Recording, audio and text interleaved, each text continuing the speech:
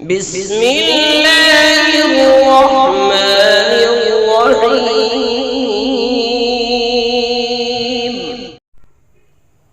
آج کا سوال ہے کہ مفتی صاحب وضو کرنے کا صحیح طریقہ کیا ہے؟ تو اس کا جواب یہ ہے کہ بھائی دیکھو، وضو میں 4 فرض ہیں۔ عام طور سے ہم نے بھی اپنے یہاں جائزہ لیا ہے کچھ لوگوں کا، تو وضو کے جو فرائض ہیں وہ بھی یاد نہیں ہوتے۔ اب جب فرض ہی چھوٹ جائے گا تو میرے بھائی مجھے بتلاؤ کہ وضو کیسے ہو جائے گی، اور جب وضو نہیں ہوگی تو نماز کیسے ہو جائے گی؟ تو آج یہ سن لیجئے کہ وضو میں کتنے فرض ہوتے ہیں۔ تو سب سے پہلے فرض جو ہے، ایک کان کی لو سے لے کر دوسرے کان کی لو تک، اور پیشانی کے بالوں سے لے کر ٹھوڑی کے نیچے تک پورا چہرہ دھونا۔ تو یہ پورا چہرہ دھونا یہ فرض ہے۔ اگر کسی نے چہرے میں سے یعنی خشک رہ گیا، کہیں سے ادھر سے خشک رہ گیا یا کہیں اور حصہ خشک رہ گیا، تو اس کا وضو نہیں ہوگا۔ دوسرا نمبر ہے، یعنی 4 فرض تھے تو دوسرا نمبر یہ ہے کہ آدمی دونوں ہاتھ کونیوں سمیت دھلیں۔ کونیاں یہ ہوتی ہیں تو ان کے سمیت، یعنی یہاں تک پورے دونوں ہاتھ دھلیں۔ تو یہ دونوں ہاتھ کونیوں سمیت دھلنا یہ بھی فرض ہے۔ اگر کسی نے اتنا دھو لیا یا یہاں تک یا کونی پوری نہیں دھلی اور سوکھا رہ گیا یہاں سے کچھ حصہ، تو اس کی بھی وضو نہیں ہوگی۔ تیسرا جو فرض ہے اس میں وہ ہے چوتھائی سر کا مسح کرنا۔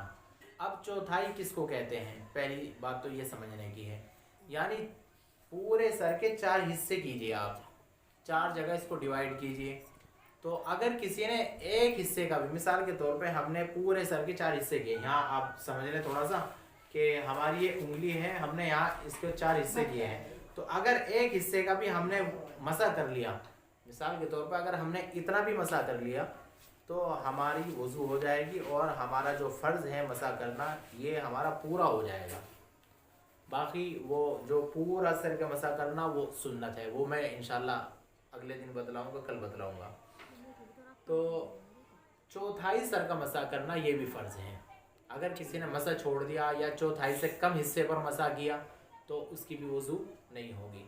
بعض لوگوں کو دیکھا گیا ہے کہ عام طور سے وہ مسئلہ جانتے نہیں، اور کسی آدمی نے وہ پوری یعنی ٹوپی سے نیچے جو بال ہوتے ہیں، گدی اس کو بولتے ہیں، تو ہم نے اگر یا کسی بندے نے گدی پر مسح کر لیا تو آدمی کہتا ہے کہ تمہاری وضو نہیں ہوئی۔ وضو تو ہو جائے گی، چونکہ وہ چوتھائی سر کا مسح اس نے کر لیا ہے۔ اسی طریقے سے چوتھا نمبر ہے دونوں پیر ٹخنوں سمیت دھونا۔ ٹخنے ہوتے ہیں جو پنڈلیوں کے نیچے وہ گاٹھ بنی ہوئی ہوتی ہے، ہڈیاں ہوتی ہے موٹی ابری ہوئی، تو اس کو ٹخنے کہتے ہیں۔ تو ٹخنوں سمیت دونوں پیر دھلنا یہ بھی وضو کے اندر فرض ہے۔ تو ٹوٹل یہ 4 فرض ہیں، ان کا یاد رکھنا انتہائی ضروری ہے۔ اگر ان میں سے کوئی ایک چھوٹ گیا ہے یا چھوٹا نہیں ہے بلکہ اس کے اندر کمی آ گئی ہے، یعنی ٹخنوں سمیت دھلنے تھے لیکن ٹخنے چھوٹ گئے ہیں، کونیوں سمیت دونوں ہاتھ دھلنے تھے تو کونیاں رہ گئی ہیں، یا پورا چہرہ دھلنا تھا تو اس میں سے کچھ حصہ باقی رہ گیا ہے، اگر اس میں سے ان اعضاء میں سے ایک بال کے برابر بھی، فقہاء اکرام نے لکھا ہے ایک بال کے برابر بھی اگر کوئی خشک جگہ رہ گئی تو وضو نہیں ہوگا۔